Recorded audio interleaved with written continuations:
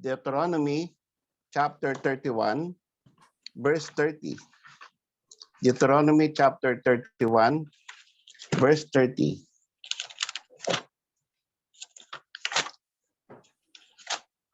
At dito po ay basahin ko. Sabi po dito, and Moses spake in the ears of all the congregation of Israel the words of this song until they were ended. My doctrine shall drop as the rain, my speech shall distill as the dew, as the small rain upon the tender herb, and as the showers upon the grass. Tayo po ay mag-uusap ngayon mula sa Panginoon na ano ba ang klase ng music ang gusto ng Panginoon para sa pagsamba sa Kanya. And I hope that this will give us an idea kapag tayo awit sa Panginoon, special number, or kapag tayo awit sa Panginoon as a church, or aawit tayo sa ating sariling bahay o sa ating personal, ay bigyan tayo nawa ng Panginoon ng guidance sa pamamagitan ng mga talata na ating babasahin ngayon at sa preaching na mangyayari ngayon. Ito po ay galing sa Song of Moses. So mga kapatid, ang atin po nabasa ay tungkol sa, sabi niya, my doctrine shall drop as the rain. Ang worship music ay dapat ay doctrinal. So ang worship, pag sinabing worship, it comes from the word worship. At pag sinabing worship, ibig sabihin, karapat-dapat ang ating Panginoon na sambahin. Karapat-dapat na itaas, papurihan, at bigyan ng espesyal, lahat ng klaseng espesyal. Lahat ng klaseng number one, bigay natin sa ating Panginoon. At wag yung second class or pwede na rin. Okay? Pero paano ba natin gagawin yan? Eh di gagayahin natin yung mga ginawa ng mga naunang mga propeta, ng unang mga bayan ng Diyos. And ito yung none other testimony than the Song of Moses himself. Deuteronomy chapter 31. At dito ay sabi, umawit si Moises. Ito ay yung papunta na sila sa promised land. Parang ang awit ay ginagawang parang rehearsal. A rehearsal of the things which happened. Parang memorization din. Na ito aawitin nyo. Tuturo nyo to sa mga anak nyo. Para hindi lang makalimutan kung ano nangyari sa atin mula doon sa Egypt hanggang ngayon. At ayaw ng Panginoon at gusto ng Panginoon. So pag ang awit kasi, pag ang isang konsepto kasi inilagay mo sa awit, ay medyo yan ay hindi lamang for the delight of the soul, but it is also a memorization tool. Isang paraan upang madali mong matandaan ang mga lyrics. At ito ang lyrics ng kanta ni Moses. Sabi po rito, my doctrine shall drop as the rain. So doctrinal content, pag tayo aawit mga kapatid, sa ating church, kailangan tama yung doctrine. Kaya nga inalis natin, di ba, yung there's a new name written down in glory. Kaya nga, di ba, pagka may kakanta noong to rescue a sinner like me, pagdating doon sa he abandoned his throne, we don't believe that Christ abandoned his throne, pinapabago natin. So pwede pong kantahin pa rin yung mga ibang mga magagandang awit, pero see to it na pag napansin nyo, may maling doktrina, baguhin natin. Kagaya nung meron po kaming, nung nandun ako sa kabilang church pa, yung bata pa ako noon, meron kaming tin-translate na awit, no? Sabi niya ay puso kay Jesus. Puso kay Jesus ay buksan. Yan. Is there, kasi ang English noon, ay tungkol sa opening your heart to Him. No? Ang gusto mo bang ang kaligtasan puso kay Jesus ay buksan? Ganon. So, merong isang parte doon sabi, ngayon takot iwanan, ngayon wag siyang tanggihan. Puso kay Jesus ay buksan. So parang pwede kang tumanggi at pwedeng kawawa naman siya at aalis siya dahil hindi mo siya pinagbuksan, kumakatok siya sa puso mo. So may ibang parte na merong appeal, no po. Kaya wala naman sa scripture. Yung behold, I stand at the door and knock ng Revelation 3:20, the Lord is knocking at the door of the church. He is not knocking at the door of our hearts. So it is just an application na He is knocking at the door of your heart. It's an application. It's not a doctrine. It is not the truth. Because when we know that the Lord knows our hearts, that it is desperately wicked. The heart is deceitful and desperately wicked. So, pagkakatok ang Panginoon doon, anong gagawin ng puso? Reject. There's none righteous, no, not one. There's none seeketh after God. They have all gone to their own way. Reject yan. Kaya, ba't kakatok ang Panginoon? You must be born again. Babaguhin niya yung ang puso natin para pwede siyang pumasok. At yung seed, kita nyo, yung seed na of the gospel, di ba? Merong parable of the sower. Merong lumalanding sa stony ground, landing sa thorny ground, merong landing sa wayside, tapos merong landing sa good ground. Sino ang gumawa ng good ground? Ibig ba sabihin, merong mga natural na mababait na mga tao? Hindi, lahat. All we like sheep have gone astray. We have turned everyone into his own way. So wala. Walang inherently na mabuting tao. Walang inherently na medyo mabuti pero medyo bastos.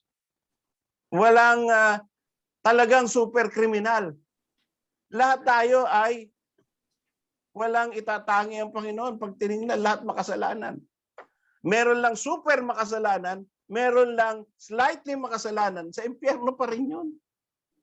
Kaya po mga kapatid, yung good ground, bakit good ground yun? Ginawa ng Panginoon good ground yun, pinataba ng Panginoon, pinrepair ng Panginoon. So it's the Lord that gives us a soft heart. It is the Lord who gives us a heart that was before a stone and become a heart of flesh, sabi sa Jeremiah. He turned it into a heart of flesh so that it will receive the good word of God. Kaya po ito, ingat tayo sa ating mga kakantahin. Examinin natin. Kailangan doctrinally correct. Kailangan, kita mo sabi ni Moses, my doctrine shall drop as the rain. Yan ang parte ng awit niya. And it mentions the word doctrine. And it mentions the word doctrine dropping as the rain. Ibig sabihin, halos lahat ng stanza mo, doctrinal. Lahat ng words mo, doctrinal. Lahat ng ideas mo, doctrinal. Correct. That is the song that pleases the Lord. Doctrinally correct. Well thought of. Hindi yung, maganda yung rhyme nito. Tinuro ko na sa inyo yung isang kanta, The King is Coming. Ni-reject ng mga maraming tao, pero hanggang ngayon, kinakanta pa rin. No? The marketplace is empty. There are no more traffic in the streets. All the builders' tools are silent. No more time to harvest wheat. Busy housewives cease their labors. In the courtroom, no debate. Work on earth has been suspended. As the king comes through the gate, the king is coming. Ang ganda ng lyrics. Ang ganda ng rhyme. Kaya lang hindi ganun. Pag bumababa ng Panginoon, ano mangyayari? War. Armageddon. People will prepare to meet the Lord coming from heaven with the saints, and they will fight.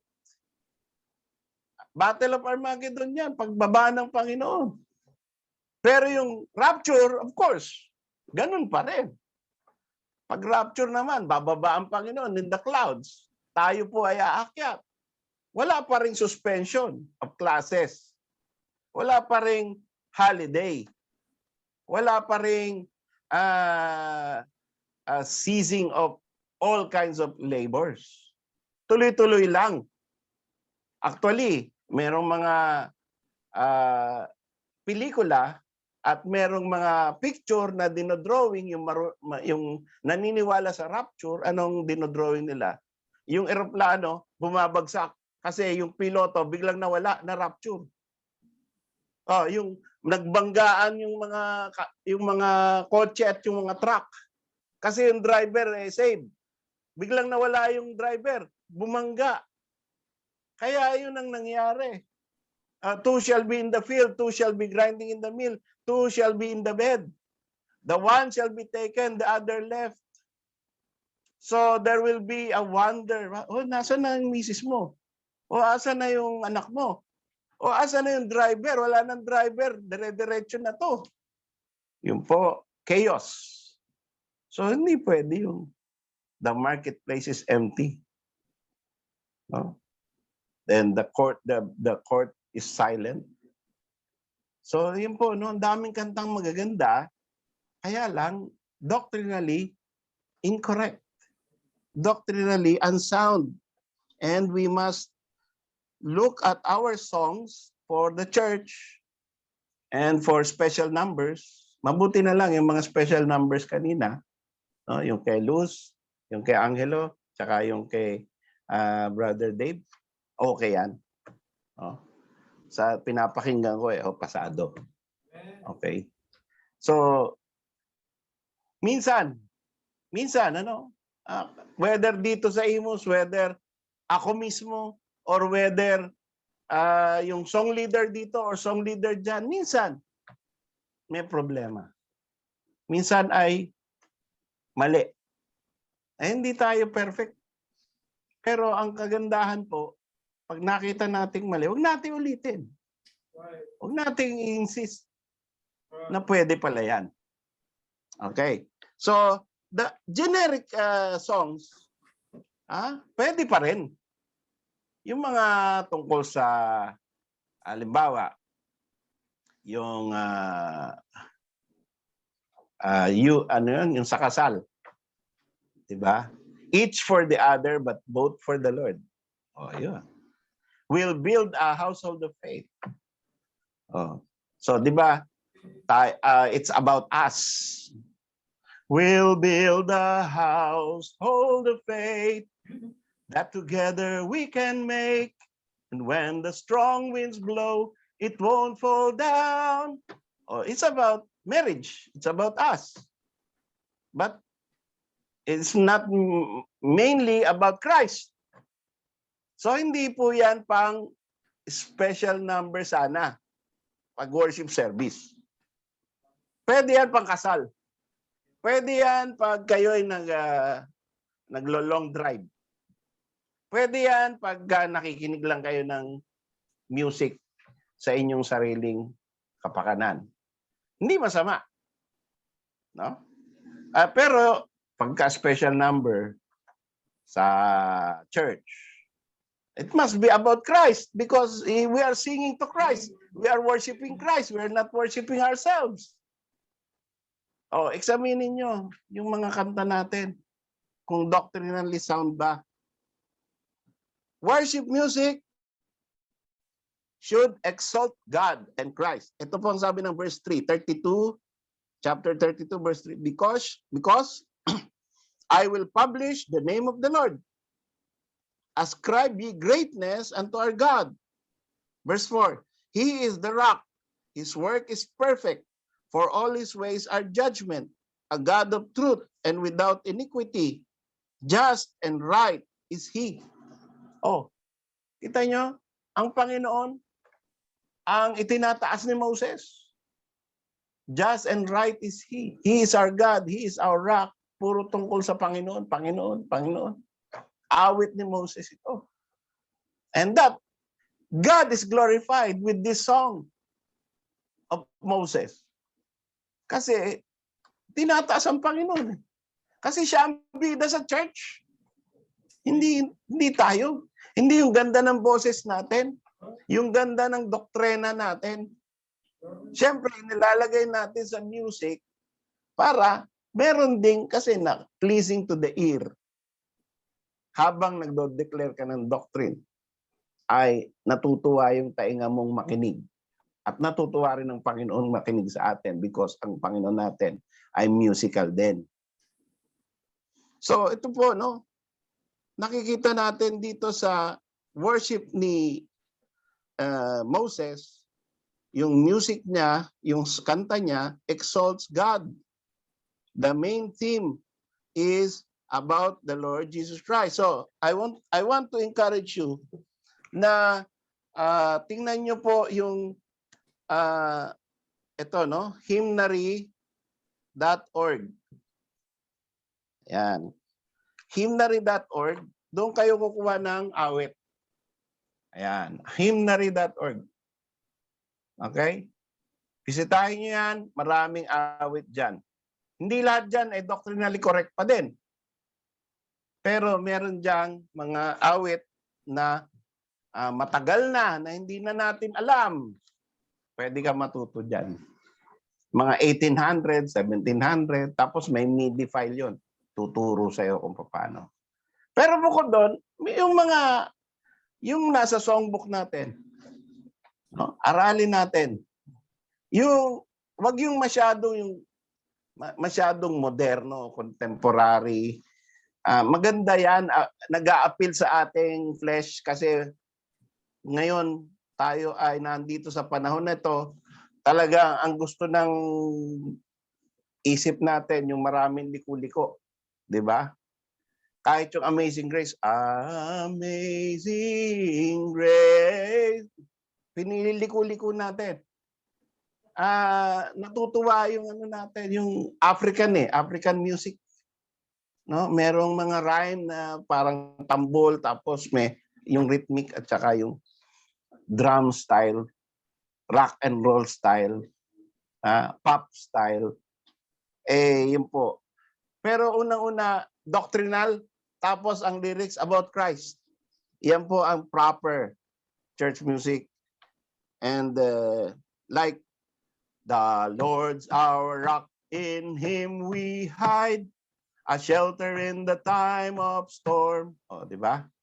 Tapos yung Rock of Ages, cleft for me. He's our rock. Siya ang ating batong malaki. A mighty fortress is our God, a bulwark never fading. So, we're talking about things na matibay. Yan ang ating Panginoon. Isang bagay, kung ihambing natin sa isang bagay, napakalaking bato, hindi matitibag. So we exalt Christ. Ngayon, minsan, alam nyo, sa Baptist hymnal, pag galing Amerika, meron silang mga kanta dyan na kinakanta ng mga Amerikano sa church. America, America, tarararararan. Hindi ko nga alam yun eh. Pero kinakanta nila sa church. Singing about their country. Well, it's about your country. It's not about Christ. Although your country was blessed by Christ, but it's about the center of your appreciation is your country. And that I don't think has a place in worship music. Halimbawa, ang bayan kong Pilipinas, hindi natin kakantahin yan. Kahit na magandang kantahin yan. No? Hindi po ang church ay place para i-celebrate ang national unity, ang pagkakaisa ng mga Pilipino, ang kapayapaan, 'di ba? Ang kapayapaan ng mundo. Hindi po ito ang place ng mga awit na yan. Worship music, number 3 na tayo. Worship music can be also a rebuke. Sabi po sa verse 5 ng 32, Deuteronomy, they have corrupted themselves. So, nire-rebuke. Their spot is not the spot of the children. They are a perverse and crooked generation. Do ye thus require the Lord, O foolish people and unwise? Is not he thy father that hath brought thee? Hath he not made thee and established thee? So sabi niya, ganito ba igaganting nyo sa Panginoon Diyos? Na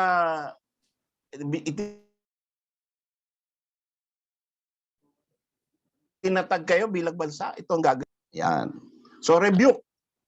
'Di ba? At pwede po tayong kumanta ng rebuke pala.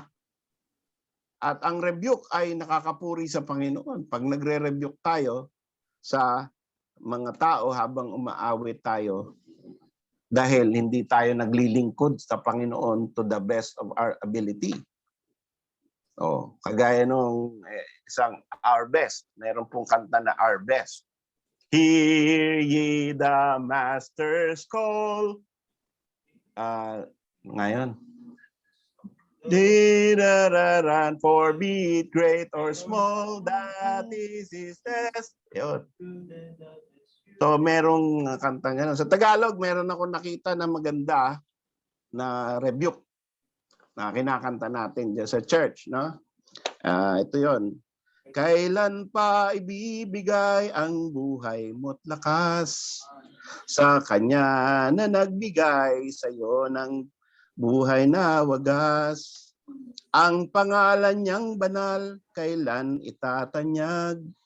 Kung wala ng pagkakataon at huli na ang lahat. Ayun. So minsan, habang tayo bata pa, inuubos natin yung lakas natin, pera natin, resources natin, oras natin para sa sarili natin. Pero kung matanda na tayo, maglilingkod na tayo sa Panginoon. Ganon. Kung wala ng pagkakataon at huli na ang lahat. At kung ang araw mo'y lumipas na, makuha mo pa kayang siya ay paglingkuran? Yun ang sinasabi ng kanta. Kailan pa kaya maglilingkod sa Diyos kung hindi ngayon? Kailan pa? So habang bata ka pa, you are one of the blessed ones. If as a young child, you already knew the Lord and you are already serving the Lord. That is a blessed time to start serving the Lord. Samantalang yung iba, matanda na nakakilala sa Panginoon, may oras pa rin. Yung iba, malapit na mamatay.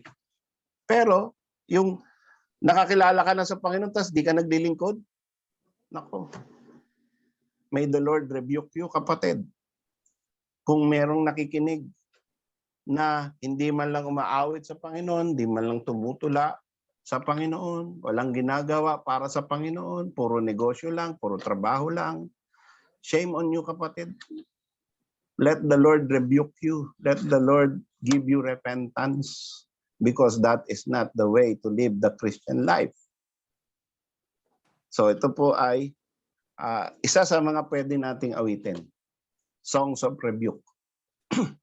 And number 4, worship music can be a reminder. In verse 7, sabi po, remember the days of old. Consider the years of many generations. Ask thy father and he will shew thee, thy elders, and they will tell thee. So, pwede pong umawit tayo during the congregational singing or umawit tayo during special number ng songs reminding the church or the people of the goodness of the Lord, exalting God. Therefore, it is worth singing. Halimbawa, yung kanta ni Steve Green. God and God alone created all the things we call on our own, from the mighty to the small, the glory in them all is God and God's alone. Yun. Okay? I sing the mighty power of God that made the mountains rise. Yun. So those are songs of worship because it reminds us of the goodness of God, the greatness of God, the power of God, and the things that God has done to us. Yeah. Kagaya nung, how can I say thanks for the things He has done for me? To God be the glory. Oh, yun. Pwede po yun. Because it is a reminder. Number 5, worship music can be a statement of the displeasure of God. So ito sa verse 21, sabi, they have moved me to jealousy. Na galit ang Panginoon dito sa, kumbaga, si Moses ang umaawit. Pero ang inaawit niya tungkol sa galit ng Panginoon. They have moved me to jealousy with that which is not God. They have provoked me to anger with their vanities. And I will move them to jealousy with those which are not a people. I will provoke them to anger with the foolish nation. So ganyan po ang attitude ng Panginoon. Pag siya ay sinasadya mo, tinitikis mo, titikisin ka rin niya. So that is about the pagiging bansa ng Israel. And minsan, nangyayari po sa atin yan. Pero this is age of grace, ano? Sa age of grace, very rare. Well, of course, sa church, baka yan ay gagawin, ano?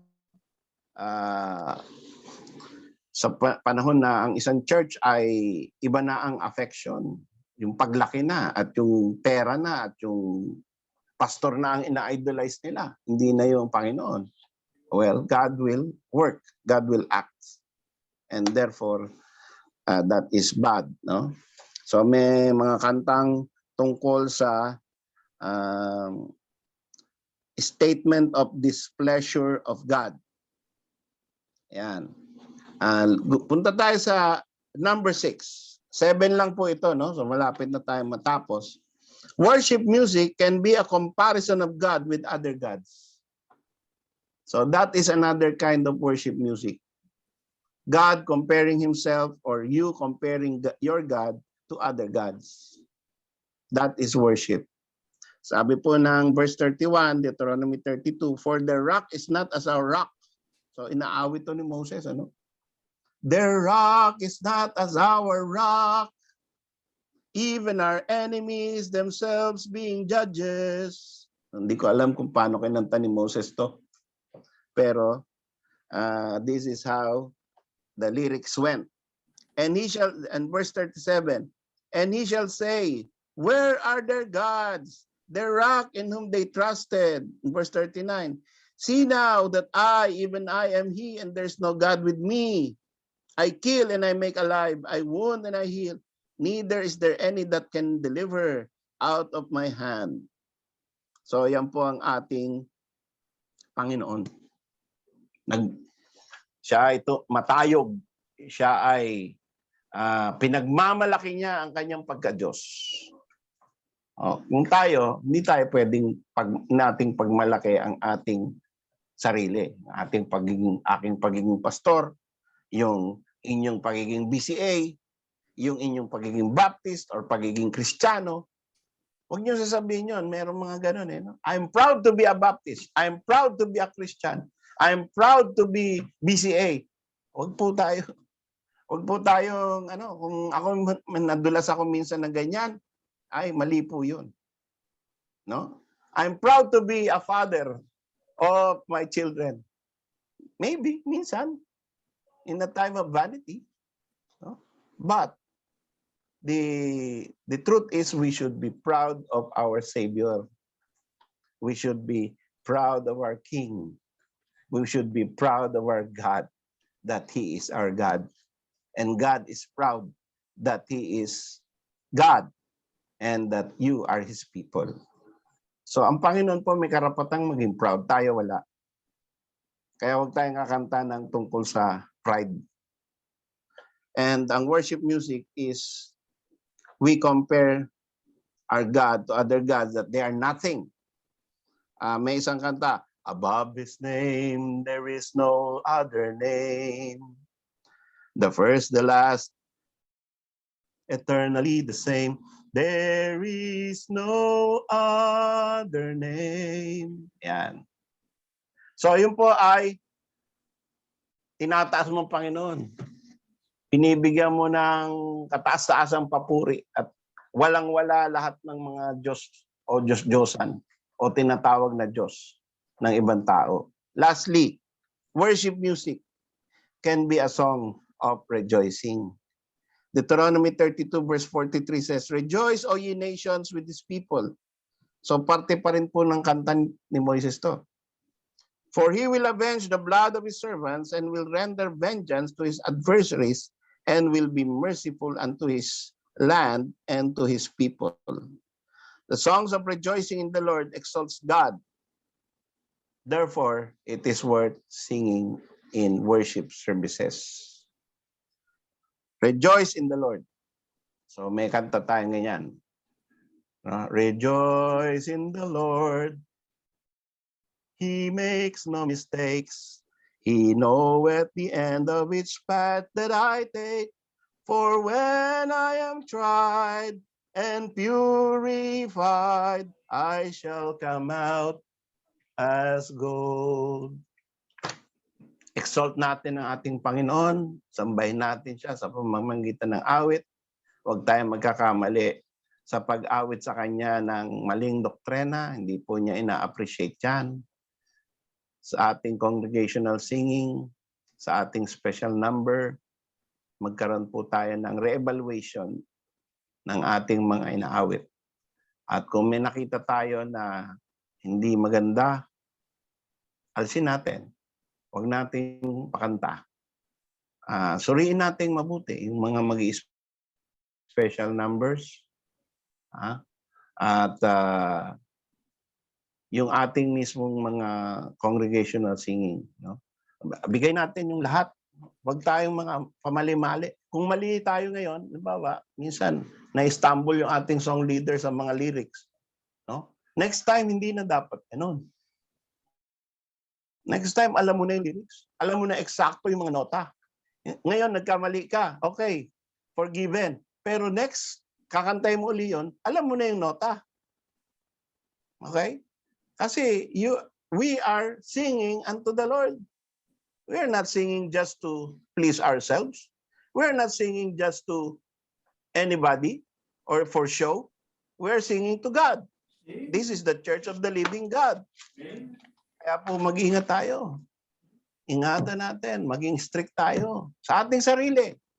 Para po hindi na maging strict yung pastor, maging strict na tayo sa ating sarili. Huwag na tayo kailangan diktahan na, ikaw, bakit ganun kinanta mo? Ikaw, mali yan. Huwag mo na ulitin yan. Ikaw, ganyan ka talaga. Wala nang ganun. Hindi na kailangan yun. Kasi meron tayong Holy Spirit bawat isa sa atin. Alam mo ang dapat mong gawin. Naiintindihan mo yung preaching na to. So it's just our sanctified conscience and sanctified souls, sanctified by the Spirit of God, that can voluntarily exalt our God and Savior in our music. Purihin ng Panginoong Diyos. Nawa po ay natuto tayo, nagsisi tayo, at magbabago tayo. Ay po manalangin. Dakilan.